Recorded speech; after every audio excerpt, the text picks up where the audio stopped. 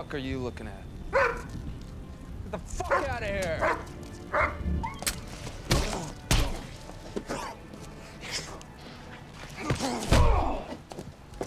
What the fuck?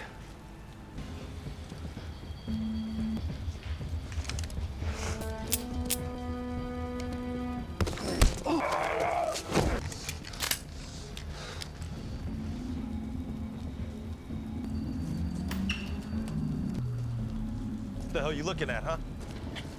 We got a little problem here. Not anymore. We're gonna have to continue this conversation later.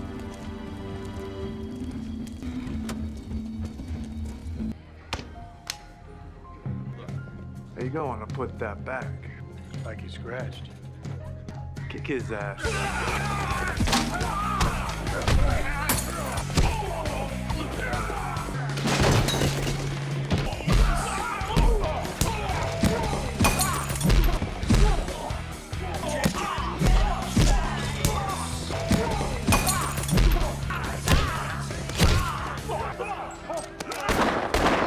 The film opens with three men hunting deep within a dense forest.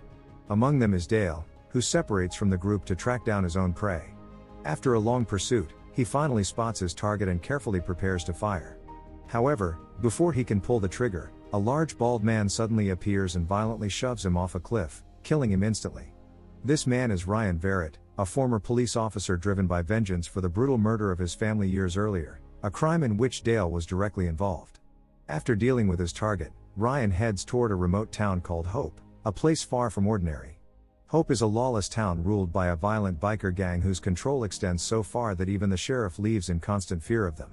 Despite knowing the danger, Ryan continues his journey and enters the town. Upon arrival, he stops at a small gas station to gather some supplies and casually asks where he might find accommodation. The owner, Kirby, informs him of the only available motel nearby. Ryan follows his directions and drives to the rundown establishment. The motel, managed by a young woman named Darcy, appears deserted, as very few outsiders dare to enter Hope. Darcy is surprised to see a stranger checking in and questions what would bring someone like him to such a dangerous town. Ryan calmly replies that he has business to attend to, offering no further details. Meanwhile, elsewhere, FBI agent Frank is seen briefing his team on their ongoing investigation to locate Dale, who was not only a murderer but also a known rapist. During the discussion, another agent rushes in, interrupting the meeting to report that Dale has been found dead. The film then transitions into a flashback from Ryan's past, showing him in his days as a police officer. He is seen enjoying a lively party surrounded by family and friends when, without warning, a gang of armed men storms in and opens fire on everyone present. The assault is led by Drayke Santiago, a ruthless criminal seeking revenge against law enforcement officers who had previously sent him to prison. Consumed by hatred, Drayke and his crew begin targeting the officers and their families one by one. Among those targeted was Ryan, who, despite being shot multiple times, miraculously survived the attack that claimed the lives of his loved ones.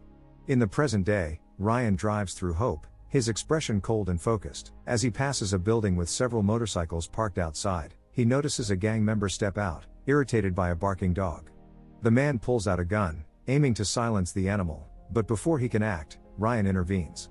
Without hesitation, he confronts the biker and teaches him a painful lesson through sheer force. The noise draws the attention of the other gang members inside the building, prompting them to rush outside. The leader of the group emerges. It is none other than Drayke Santiago himself. However, Drayke fails to recognize Ryan's face, which is unsurprising considering the number of people he has killed. Although Ryan has just assaulted one of his men, Drayke decides to let him go, distracted by more pressing matters. Still, suspicion lingers in his mind, and he orders his younger brother, Rexo, to keep a close eye on the newcomer. The next morning, Rexo updates Drayke on another issue involving a local club owner who has refused to pay the gang's mandatory security fee. Furious, Drayke confronts the man and challenges him to a one-round boxing match, promising to cancel the fee permanently if the owner wins. Here's the deal. 1 round. I'll squash your dead. Drayke. 1 round. Your debt's paid. Come on. Do it. Let's go. 1 round.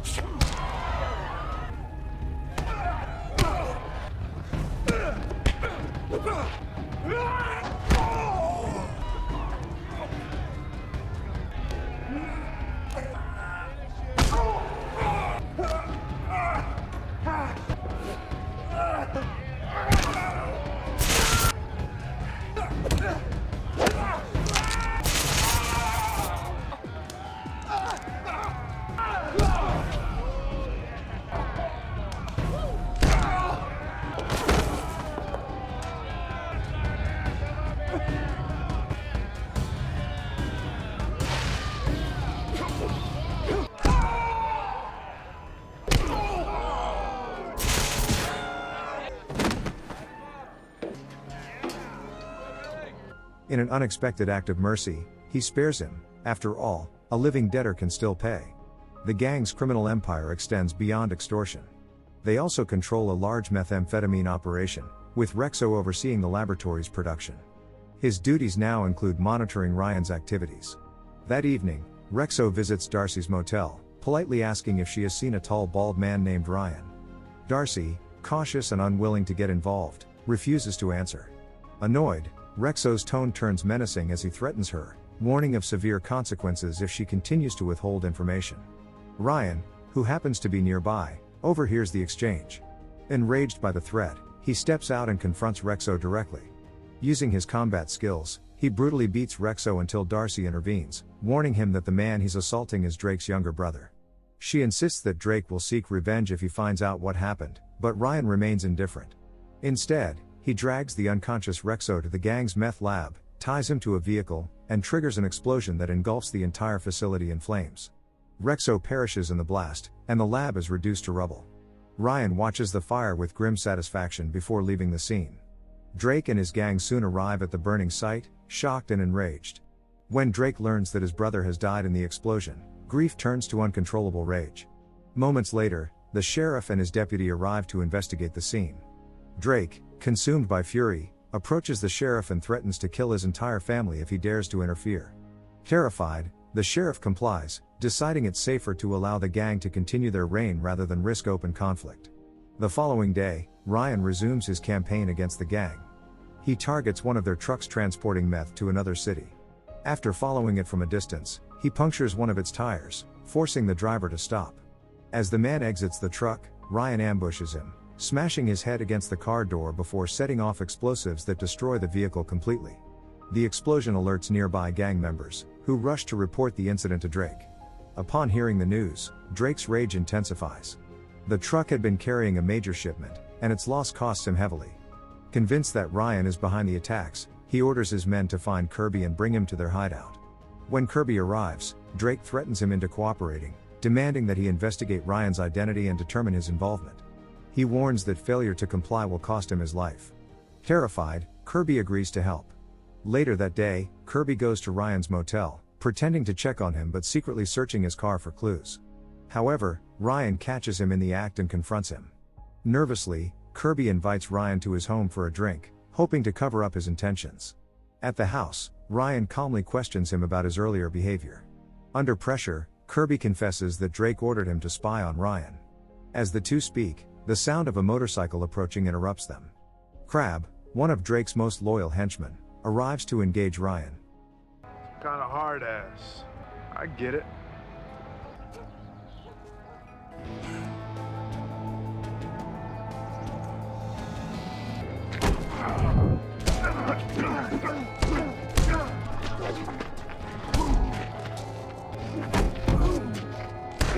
You done fucked up, boy.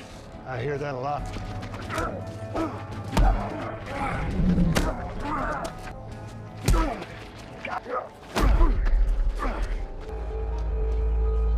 You gonna pay for that? Disappear. The fight is short and violent, ending with Ryan defeating Crab but sparing his life. Meanwhile, Drake meets privately with the sheriff, who provides him with crucial information about Ryan's past. The sheriff reveals that Ryan was a former police officer who resigned after his entire family was murdered. Pleased with the revelation, Drake rewards the sheriff with cash for his cooperation. Later that day, Drake and his men visit Kirby's home while he rests. Disappointed by Kirby's failure to gather sufficient information, Drake orders Crab to execute him. The next morning, word of Kirby's death reaches Ryan, who immediately suspects Drake and his gang. Determined to retaliate, he storms one of Drake's establishments. How you gonna put that back? Like he scratched you. Kick his ass.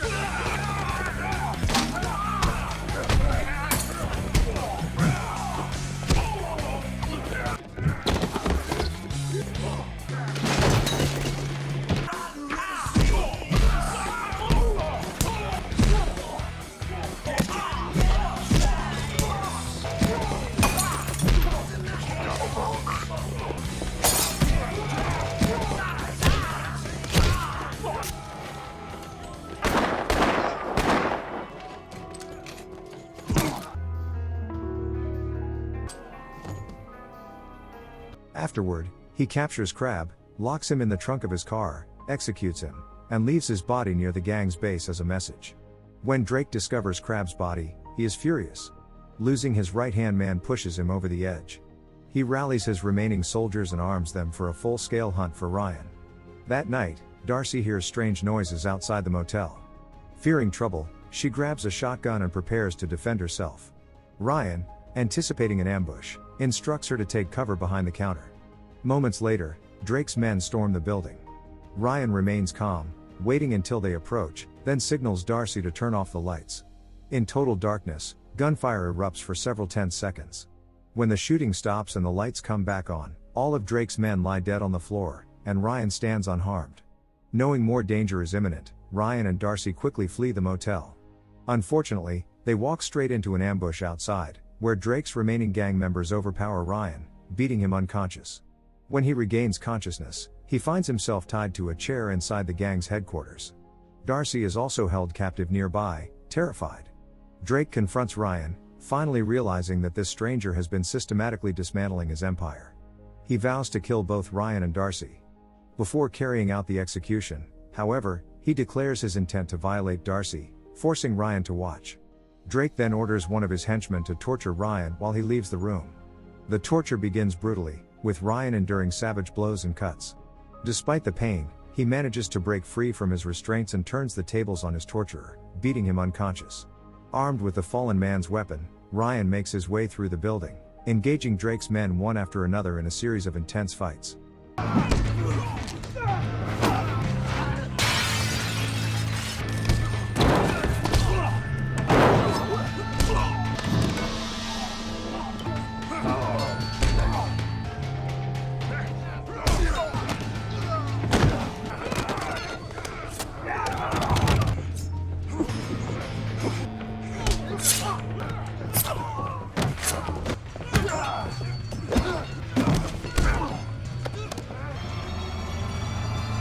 Eventually, Ryan finds Darcy bound and gagged. He frees her, and together they search for an escape route. But before they can leave, Ryan realizes he must finish what he started. He instructs Darcy to run while he stays behind to confront Drayke. Drayke steps out, finally recognizing Ryan as the police officer whose family he massacred years ago. He admits he believed Ryan had died that night. You remember me now?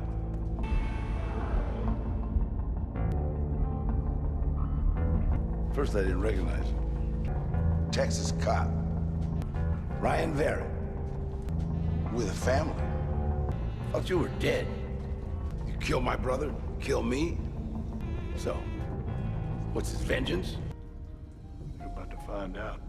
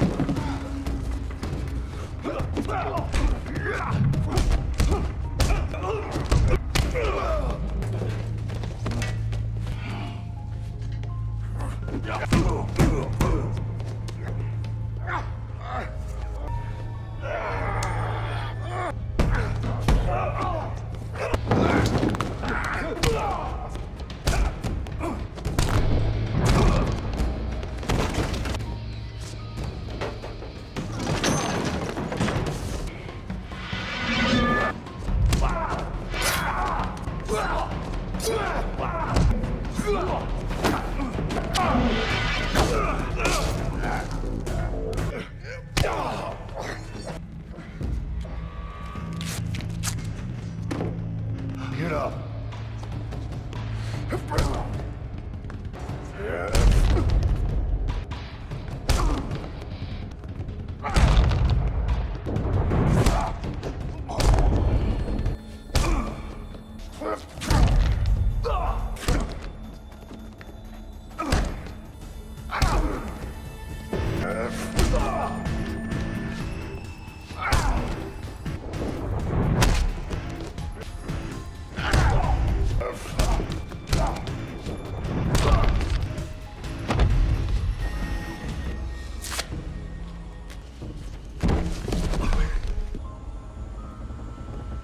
Just as Ryan turns to leave, Drayke rises again, clutching a weapon and attempting to stab him from behind. At that moment, FBI agent Frank bursts in and shoots Drayke dead. The FBI, having tracked the gang's activities, arrives in hope to dismantle the organization and restore order. Frank, recognizing that Ryan's actions, though unlawful, brought justice to a corrupt town, decides not to arrest him. He acknowledges that someone like Ryan is still needed in the fight against crime. After a brief exchange, Ryan departs from Hope, promising to cross paths with Frank again someday. In the final scene, Ryan is seen storming a warehouse, engaging in a furious gunfight with a group of armed men. It becomes clear that remnants of Drayke's criminal network still exist, and Ryan is far from finished in his pursuit of vengeance. Thanks for watching. If you are new, don't forget to subscribe for more of these recaps. Until next time, have a nice day.